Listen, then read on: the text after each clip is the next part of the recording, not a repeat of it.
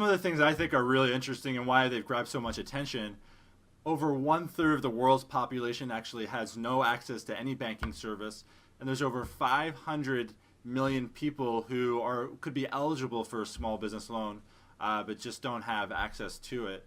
And it really seems like microfinance, what's fascinating is, one, it's a sustainable model. So you're charging an interest rate where it's enough to make a profit or at least break even, get your money back, and then you can invest in another entrepreneur and help them grow their business.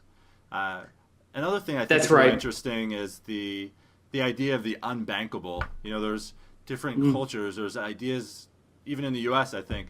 There's kind of people, if you don't have the right credit score, if you don't have collateral, you're considered unbankable. And what organizations, with like the ones we're about to talk about, they're able to do is they're able to find a model to serve these unbankable people and to actually have just as high of a rate of repayment as some people in banks, traditional banks. Is that accurate?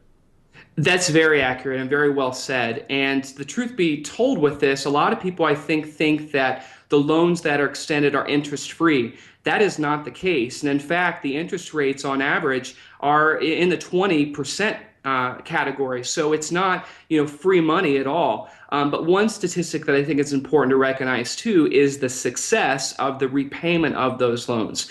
And even in this global economy disaster, if you want to call it that, the average repayment rate is around 95%.